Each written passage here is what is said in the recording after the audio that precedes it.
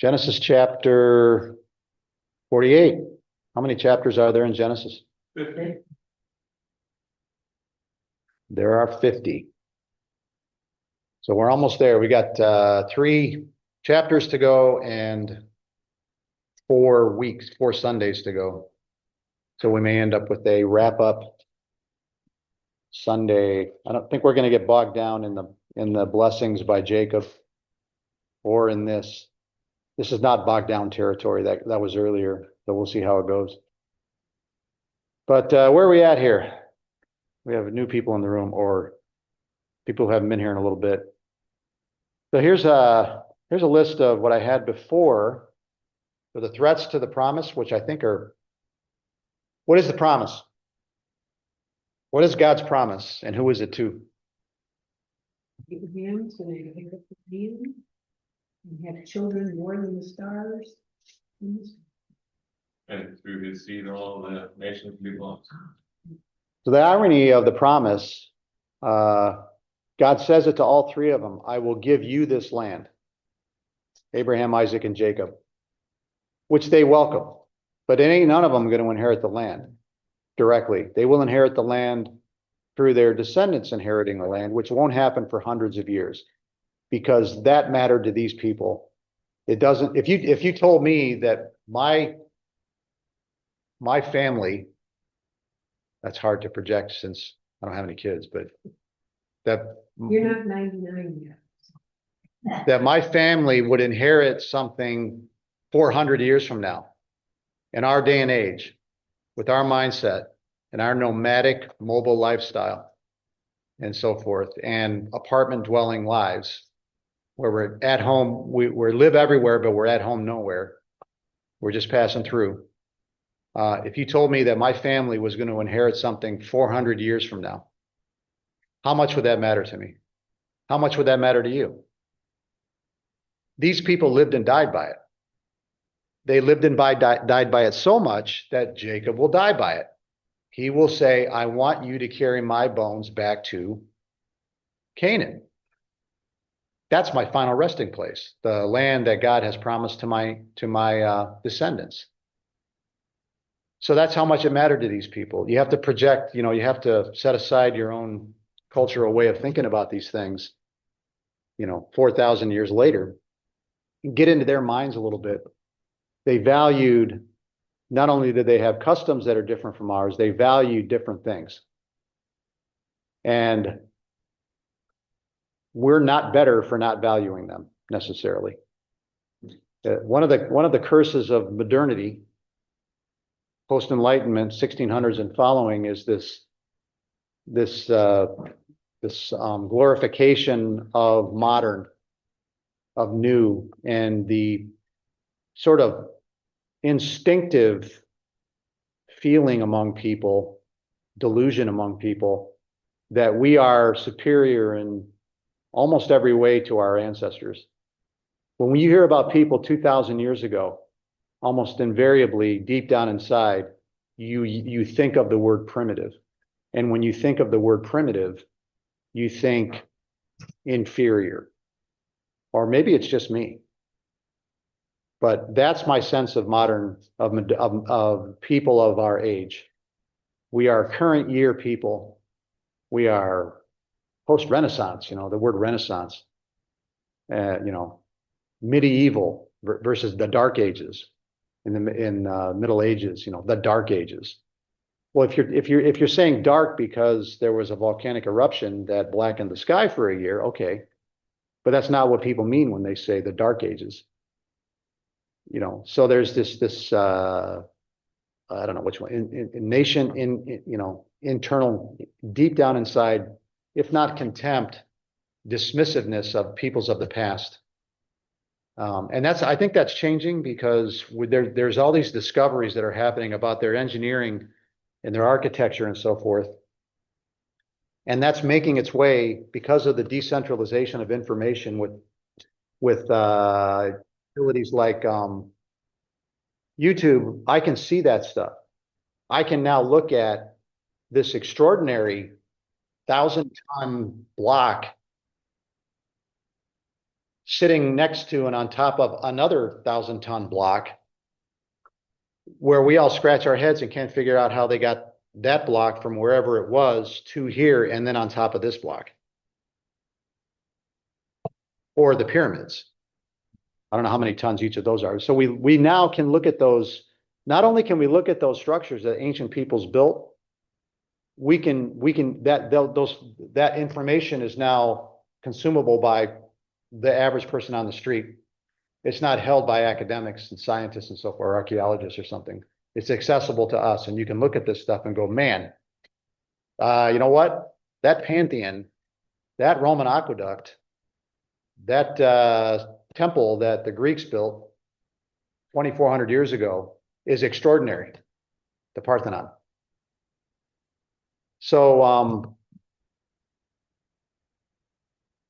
what was that? Where was I going with this? They're not stupid.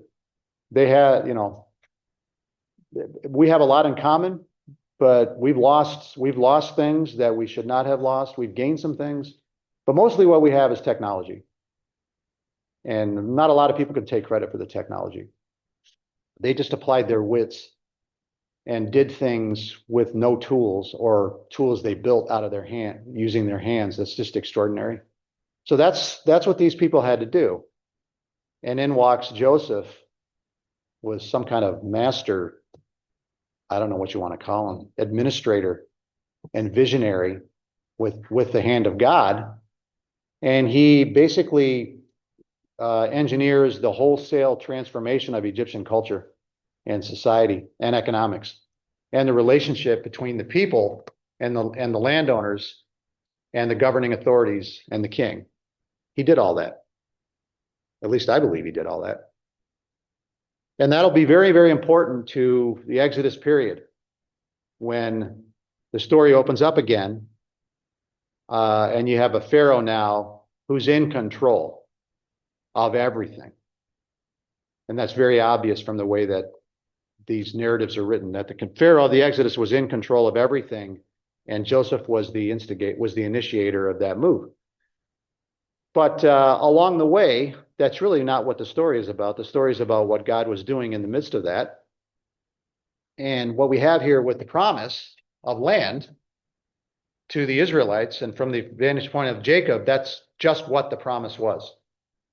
All that other stuff, no. What mattered was that central promise that was codified in a covenant in Genesis 15, to your descendants I will give this land. And that mattered as much to him as if he had said, I'm giving this land to you right now. Jacob could die in peace knowing that to his descendants God had given this land. So Jacob transcended his time and space, and he lives on through the people of God, through the nation of Israel, and through the hand of God afterward. And the 12 sons, the 12 tribes. We have no idea what they thought. The self-awareness, the recorded awareness of the covenant promise is going to die with Joseph. The only two people who seem to have a sense of it in the narrative at the end of the book are going to be Jacob and Joseph. None of the other brothers, it's just silent.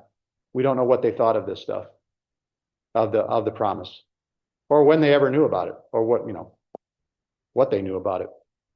But anyway, along the way, this is one of the central themes of the book of Genesis, is what you see up on the screen, which is the threats that the wayward world and the people on the ground pose to the covenant. God was constantly dealing with and overcoming threats to the covenant promise. And we see it right from the start, almost. Genesis chapter 12, immediately after the promise, with Abraham being told to go to Canaan, and he promptly goes to Egypt. And he's forced back into Canaan by the Pharaoh. And you don't really notice it until you get up above the narrative a little bit and go, oh, he had to get forced back to Egypt, to Canaan, because he wasn't coming back. His wife had been taken into the harem. There would have been no people of God. 10 seconds after the promise, the mother of the covenant promise is taken into the harem of the king of Egypt, and that's it. in a foreign country, in Egypt. Dead promise. On the grid, dead. The promise is now stillborn. Never get out of chapter, we didn't get out of chapter 12 yet, until undoubtedly by the hand of God, the Pharaoh forces, so get out of my land. Take your wife, take your stuff, here's some more stuff, appeasing your God. You go back to where you came from. I want you out of this land. Foreshadowing also, of course, the Exodus. You know, I'm thinking here, back in Abraham's day, they weren't exactly monogamous. Not Abraham exactly. thought when Sarah was taken into Pharaoh's harem, oh, okay, this is the Lord's provision for me to get another wife so that I can have children. He did that. None of that is relevant to the story of redemption. No. So I'm not going to go through all of these, but all of these are threats to the promise. The idolatry one there in chapter 35 is understated. God is going to tell Jacob to go to Bethel, and there's going to be a covenant renewal ceremony there where he's going to offer sacrifices. And one of the things that Jacob is going to say to his family is, put away the foreign gods from among you. Genesis chapter 35, 2/3 of the way through the book. And you go, what? Wait, what? Put away the foreign gods from among you. Do these people, they're not Yahweh worshiping. They're not a monotheistic people, foreshadowing the rest of the narrative on Israel. It never will be, essentially, till the time of Jesus, until the post-exile, 1,500 years, whatever, 1,500 years later. And so this idolatry will never leave them. It'll be there all the way through their history. And there it is in chapter 35. Rachel brought it with her out of Paddan Aram when she steals the household idols from her father, Laban. That wasn't just a ruse, probably. There's no indication that it was. But anyway, since we last looked at this list, as we look backward, we find 3 more threats to the covenant promise. We have this family strife that's just all the time working, and the treachery of that family and these brothers. And you see it spill over with what they did to Joseph. And you can see Reuben afraid to challenge probably Judah. So he tries to use a backhanded method to save Joseph by convincing him to just throw him into a pit. And then he was planning on coming back later and letting him out. I'm not sure what he thought the family would do when Joseph just waltzed back into the living room. So here I am, after they told the father that he got killed or something. But why didn't Reuben just say, no, we're not doing it. He's the firstborn. Why didn't he just say, no, we're not doing anything to Joseph. He's one of the family. But he didn't do that. There's reasons for that. You have the famine. So is this people just going to be extinct? Like probably a lot of starvation, the result of a lot of starvation in Canaan at that time. The famine is what's going to drive them to Egypt. So the famine not only will turn out not to be a threat to the promise, God will engineer it to end up being the salvation of the people, because they will end up in Egypt, safely nestled, where they will grow with internal consistency and an internal identity as the people of God, if idolatrous, which no doubt they were, for 400 years before he'll pick them up and take them on again. Then you have Joseph, who is going to take Benjamin. That last time, he's put that cup in Benjamin's sack and said, okay, here's your stuff. And he secretly put the cup in Benjamin's sack. If you don't remember the story, just go back and read it. He sends the brothers. They don't know who he is. He sends the brothers back to Canaan with their grain, but he's put that cup in Benjamin's sack. And when they're out far enough, here's it's in the blood, man. Deception, guile. It's just in the blood. And it turns out that Jacob isn't the master deceiver, and Judah isn't. It's Joseph. So he puts that cup in Benjamin's sack. Then he sends his Egyptian servant, the Hebrew slave sends an Egyptian servant to go and, to make a long story short, hunt that thing down and then accuse Benjamin of stealing it so that he can get them back, because he ain't letting Benjamin go back to Canaan because of what he doesn't trust these people. So he tells them, you can go, but he's staying with me. And you see this family that could at this point simply disintegrate. There is no promise. So God steps in and Joseph figures it out and off they go. And now they're in Egypt. So that's the way the book is going to end. Irony, right?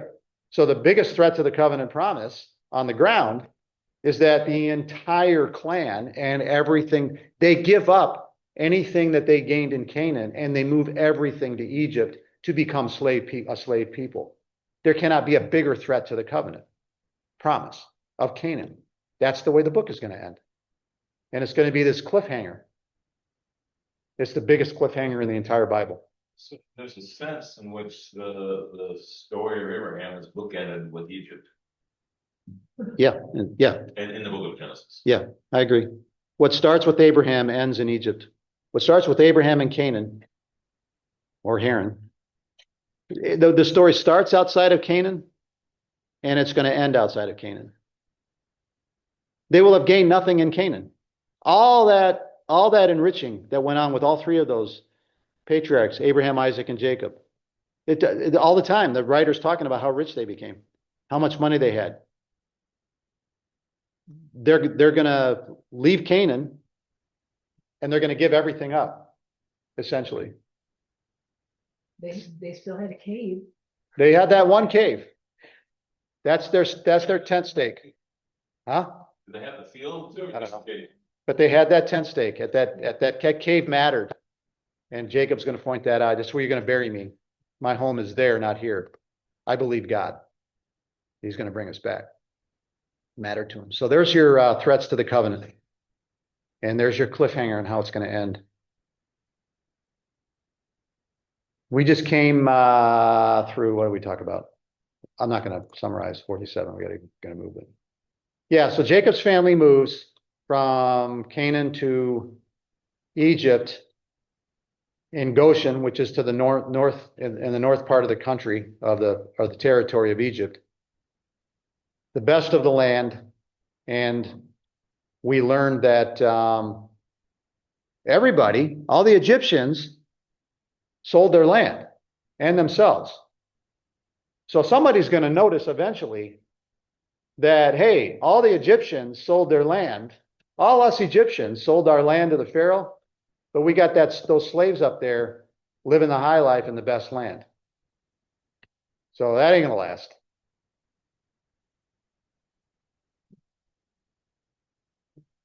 And there's the big promise at the end of 47. There's the big promise that Joseph will make to his father. You shall carry me out of Egypt and bury me in their, Rachel, Abraham, and so forth, their burying place, the cave back in Canaan. And he swears to him. He says, I will do as you have said. No, that's not enough. Swear to me. So he swore to him. And then that's takes us to where we are. Oh. Can I do this without notes? Sure.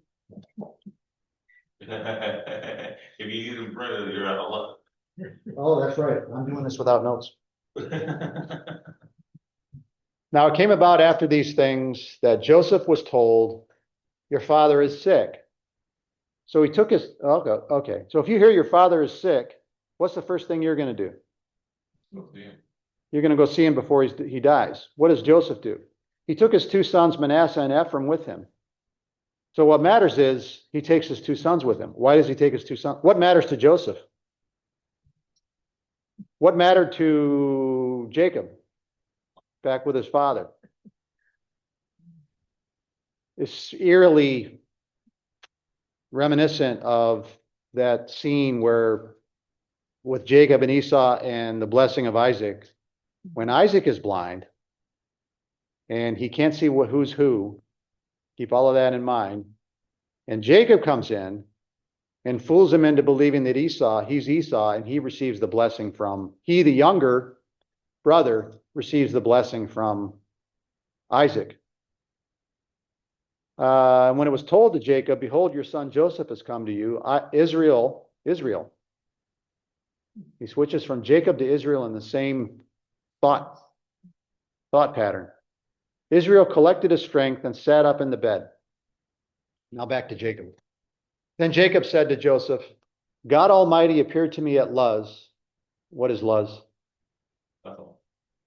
Luz was renamed by Jacob to Bethel. Luz is, if there is an origin for the people of God, for the nation of it, Bethel is the origin marker for the people of God. That's where the nation, in a very real sense, that's where the nation of Israel was founded, in Bethel. When Jacob comes back, when Jacob goes out, he sets up a pillar at Bethel. That's where the vision happens with the ladder. And that's where he has that covenant renewal ceremony where he says, if you will be my God and bring me back here and so on and so protect me, I will give you a tenth. And it's this little renewal ceremony.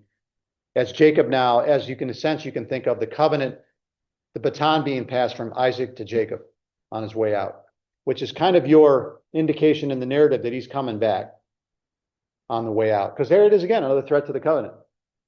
The great patriarch is leaving. Is he coming back? Well, right there he says he is. But is he really? God's going to make sure he does, because he's going to appear to him 20 years later and say, okay, it's time. You're coming back to Canaan. All right. But anyway, that's Bethel. That was renamed from Luz. He appeared in Luz in the land of Canaan and blessed me. And he said to me, behold, I will make you fruitful and numerous, and I will make you a company of peoples, and I will give this land to your descendants after you for an everlasting possession. So once again, you hear the repeating of the covenant promise. He then went to Bethel in chapter 35, right after right after Simeon and Levi exterminated all the males in Shechem, which is kind of a low point. God told him to go to Bethel. He goes to Bethel, back to that origin place, and he renews the covenant there too, offers sacrifices. And that's when he said, now put away the foreign gods from among you. It's exactly the same thing that Joshua is going to say to the people of Israel when they enter the land of Canaan, enter the land of Canaan at the time of conquest. Put away the foreign gods from among you. And in between, of course, there's chapter 32 of Exodus with the golden calf. And you just keep going. Are these people ever going to put away the foreign gods from among you? And the answer is no, they're not going to. Maybe under Ezra. Until the post-exile. Until the late 500s. Here we're in the Exodus is 1400s. It's the late 500s, so 900 years later, they finally become a monotheistic nation after all that time, which they really did. In fact, that was one of their accusations against Jesus. In his blasphemous statement, before Abraham was born, I am. It was this exaltation of himself to the status of God. They were a monotheistic people at the time of Jesus. It's about the only thing they got right. He didn't give me any credit for it. Okay, anyway,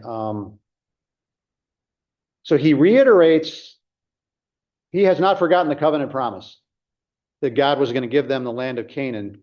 So he remembers it and he repeats it he makes sure Joseph knows it in Egypt. And the implication for Joseph is, I thought I was an Egyptian. God has caused me to forget all my troubles and my family. That's a quote from Joseph after he was elevated to governor. He's Egyptian. This is Jacob saying, you ain't no Egyptian. I know you're the big guy. You're all that, right? You're the great governor. But in the plan of God, no. That's temporary. You're one of mine, and we're going back to Canaan. So he now knows whatever he knew before, he now knows the covenant statement. Now, your two sons who were born to you in the land of Egypt, before I came to you in Egypt, are mine. Ephraim and Manasseh. Look at the order. Which one is the older? Manasseh is the older. They shall be mine, as Reuben and Simeon are mine. So yes, you have an Egyptian wife. Yes, your sons have never been to Canaan. Your sons are as Egyptian as they could be, because there ain't no way in the world Joseph raised them to be little Hebrews worshiping the God of the covenant. They were Egyptian through and through. But now he is saying, he's claiming them not just for himself in terms of inheritance, he's claiming them for the covenant and for the people of God. In this statement, he makes them Hebrews again, even though they've never been to Canaan and they've never been a part of the family, and they probably know nothing about it, which they're probably not worse off for that. But those are the two sons of Joseph. It's going to be a big deal, the order. So you can see what's on Joseph's mind. It's the same thing that was on Jacob's mind. When Isaac was sitting in, whenever he finally died, at first it looks like his deathbed. It turns out it's really not. But it's time to hand over the inheritance for Isaac. Jacob's makes sure, fundamentally important, who gets the blessing, who gets the inheritance. And so he gets in there and he takes care of that. Joseph hears that Jacob is obviously coming to the end of it. That's the first thing on his mind. The blessing. I want a blessing for my oldest son first. So he takes the two kids in. That's the first thing on his mind. So they are mine, Ephraim, and probably not what, now you're Joseph. What are you thinking here, right? Is that the kind of reception you were expecting? You want a blessing for your sons, and what Jacob says is, your sons are now my sons. And you're going, what does that mean? In a sense, isn't that the way of giving Joseph the double blessing? Yeah. Does he know that at this point? I don't know. Text doesn't really say. But your offspring that have been born after them shall be yours, which implies that He could have more kids. he had more offspring after them. Well, you're never going to read about it. They shall be called by the names of their brothers in their inheritance. I'm not really sure what that means now that I read it. I probably had notes on this, but they shall be called by the names of their brothers in their inheritance. He's saying, they're gonna be part of Israel instead of Egypt. That's why I read it. Well, and as far as they shall be called by the names of the brothers, if that's a reference to the children born after them, then I think Jacob has an idea that there's going to be 12 tribes, and your children after them will fall under their two tribes, Manasseh and Ephraim. That's Yeah, but they're just not brothers. huh? Say that again? Oh, yeah. Yeah, okay, yeah. Now, as for me, when I came from Paddan Aram, Haran, up northeast, where Laban was, where the family came from, where Abraham came from in the first place, Rachel died to my sorrow in the land of Canaan on the journey. And when there was still some distance to go to Ephrath, I buried her there on the way to Ephrath, renamed Bethlehem, eventually. So he brings up Rachel. Why does he bring up Rachel? What does that have to do with Ephraim and Manasseh?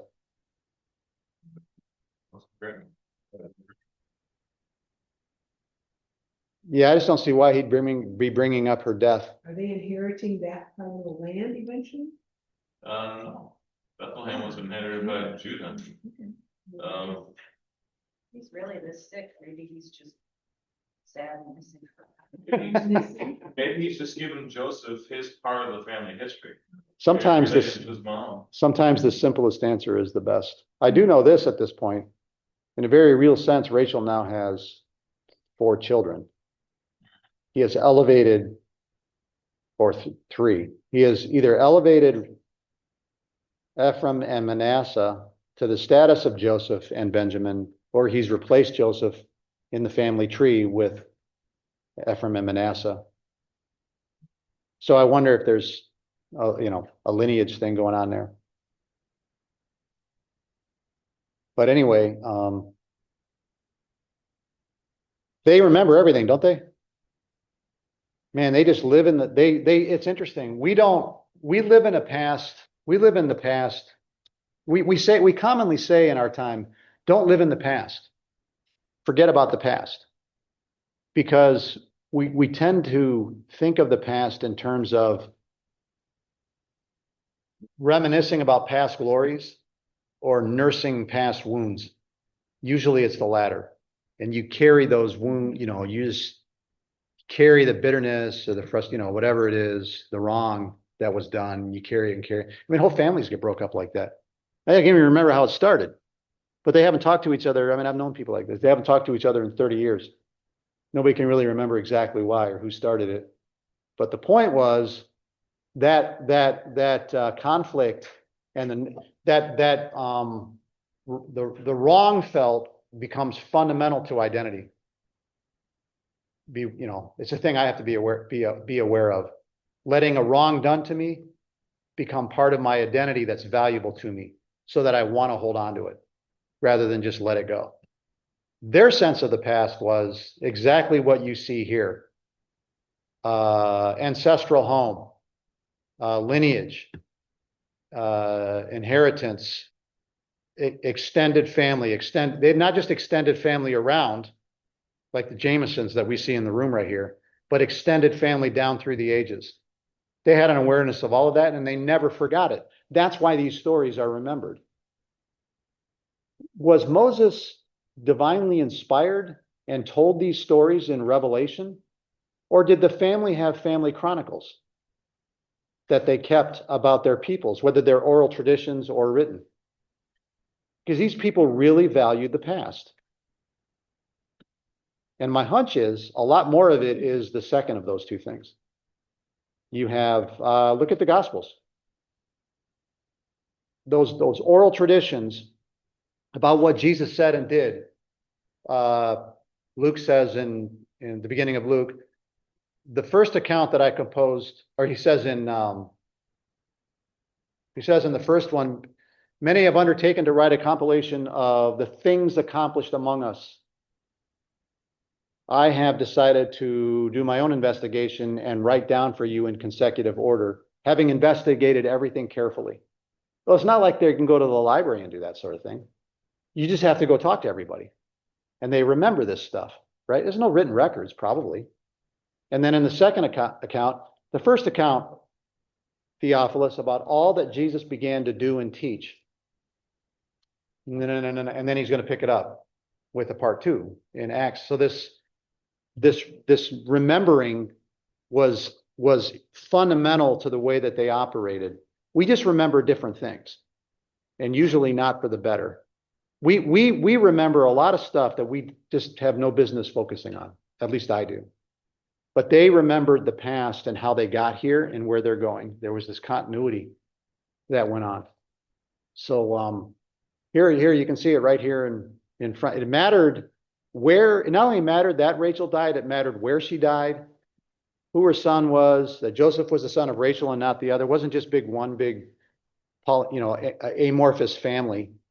It was 4 mothers with each having these kids, and they're going to chronicle their descendants that way when they do the genealogies and so forth. All of that stuff mattered to these people. That cave mattered, and who was buried in the cave, and that I'd be buried in that cave along with them, and so on and so forth. So I think that's what we're seeing here. The passing down of important traditions. And Joseph is the next in line. Anybody want to say anything about that? Because I have no idea what I wrote down for notes since I don't have it. All right. When Israel, back and forth between Israel and Jacob. Same person. When Israel saw Joseph's sons, did he see Joseph's sons?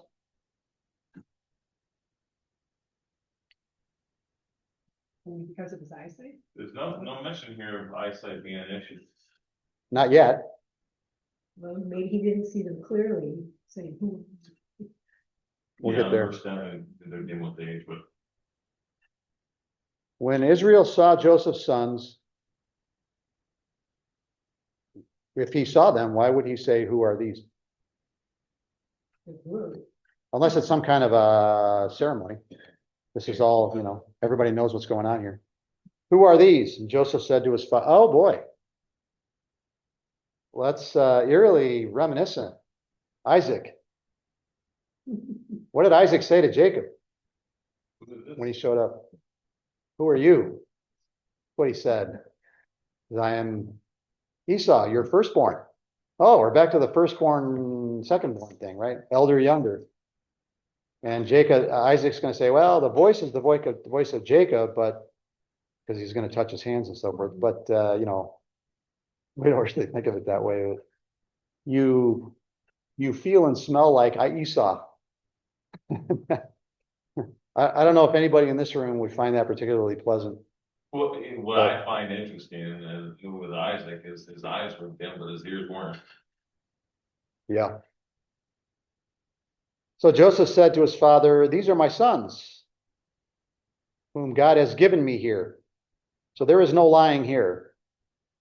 Jacob says to Esau, I am Esau, your firstborn. Bold-faced lie. Joseph, Jacob says, who are Isaac says, who are you? Jacob says, who are these? Jacob said, I am Esau, your firstborn. Joseph says, these are my sons whom God has given me here. So he said, he doesn't have other sons. We were talking about. at least so far, I don't know. This is all we got. I don't know anything else. Although the jury's out, right? Yeah. Look at that statement right here. These sons were born before Jacob journeyed to Egypt, and that was 17 years prior. Your offspring that have been born after them. Hard to tell whether Yeah. that's already born or that will be born, because there's no tense in Hebrew, past, present, and future. It doesn't exist like it does in English. You have to glean the tense, past, present, or future from the context. So for example, in Isaiah 53, it's translated in the past tense. Doesn't have to be. That's a choice that was made. It could also be translated in the present tense. He has, in fact, it might be both ways, depending on the translation. Or it could be translated in the future tense, because it's prophecy. So how do you read it when it's written? Is it written from the vantage point of things that already have happened, are happening, or will happen? We have to make a call in translation of what on earth is going on there. And different translators will interpret that differently. Now, unless this event took place a long time before Jacob's death, we know from the previous chapter that Jacob lived there for 17 years, which means that these boys were born before Jacob came. They're at least 17 years old. They aren't little boys, as I've always pictured it in my mind. Well, in verse 12, it says he took them off his knees, so they can't be too big. Depending on what he means by off his knees. Are the boys on their? Are they knees? bow, or are they bowing before and they put a hand on? I mean, we don't know, That's the way I read it. Were you going to say something, Mike? I was just trying to say, they're probably in their, I would say they're probably in their early 20s, probably. At this time, because the fact that Jacob been there 17 years, and I think it makes reference that he had kids and sons before Jacob even got there, so. All right. Now bring them to me, please, that I may bless them. A great moment, just like with Jacob and Isaac. Now the eyes of Israel were so dim from age that he could not see. Just like Isaac. So Jacob's going to pull a fast one. Jacob is going to be the opposite of Isaac. Isaac did not know what was going on around him. And his son Jacob made a fool of him. Jacob not only knows what's going on around him without eyes, he knows more than what Joseph does about what's going on around him. It's exactly the opposite. He knows who's going to get the blessing first. You're gonna pull one more pass. Then Joseph brought them close to him. He kissed them and embraced them. Israel said to Joseph, back to Israel, a solemn moment. I never expected to see your face. Ironically, he doesn't see it now. Behold, God has let me see your children as well. So you got to wonder if there's like a double entendre going on here with the word see. Because he lost his sight in the last couple of years. So yeah, I'm sure. He's seen them before, but in the moment, he can't see them. So when he says see, does he mean he sees who's before him? If he can't see the children, but he knows to go this way. He's going to know which way to put the hands to get to so he's got an insight into it. I mean, I'm sure there's ceremonially, he knows that the eldest is going to be put on his right. Then Joseph took them from his knees and bowed with his face to the ground. Joseph took them both, Ephraim with his right hand. Where it really gets detailed, we don't care. What are these people so worried about this stuff for? We don't care. Ephraim with his right hand toward Israel's left,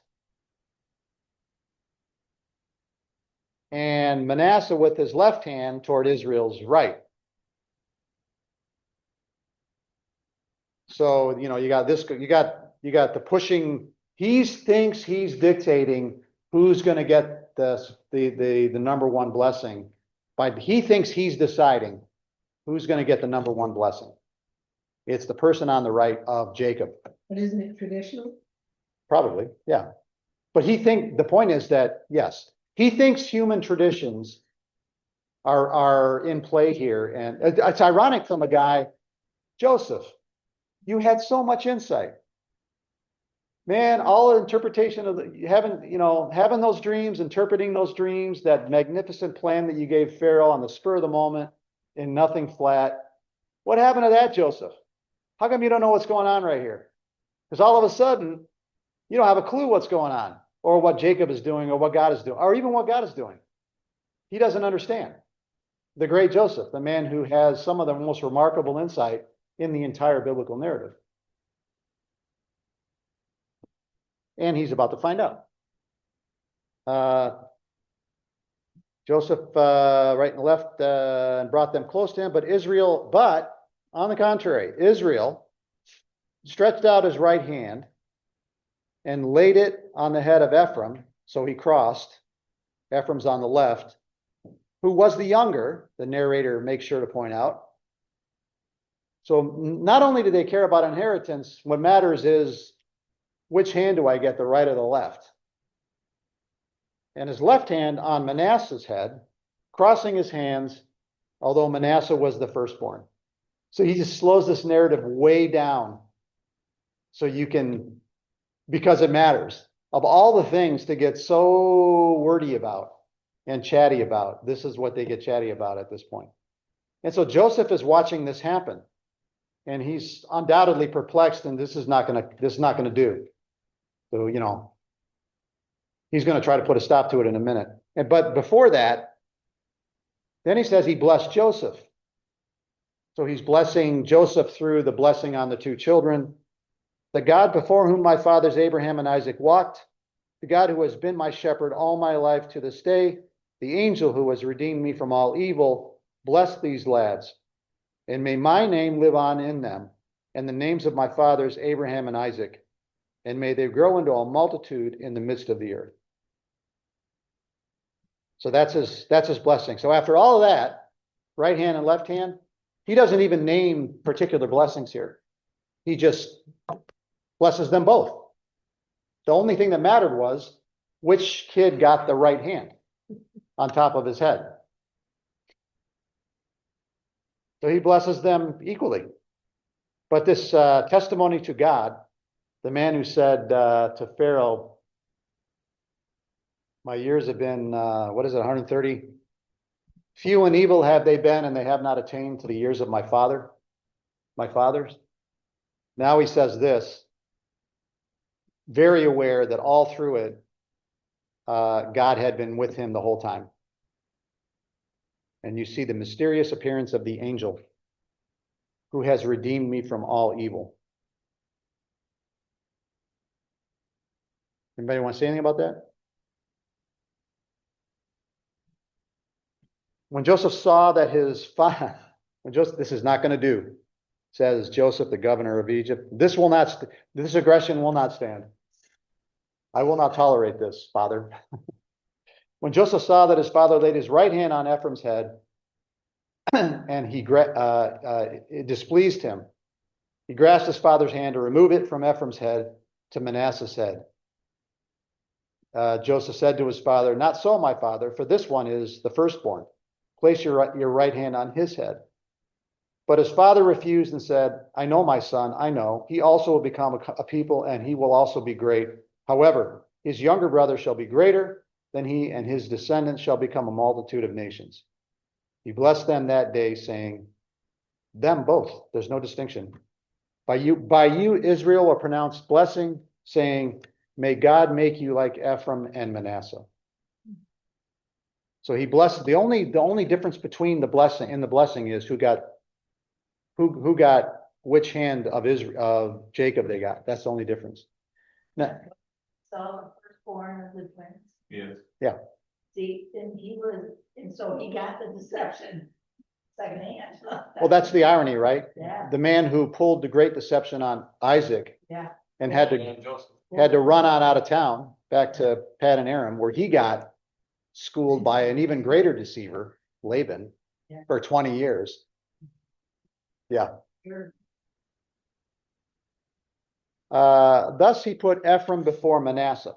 Then Israel said, now, as part of this ceremony of blessing, Israel said to Joseph, Israel now, behold, I'm about to die, but God will be with you as he has been, and bring you back to the land of your fathers.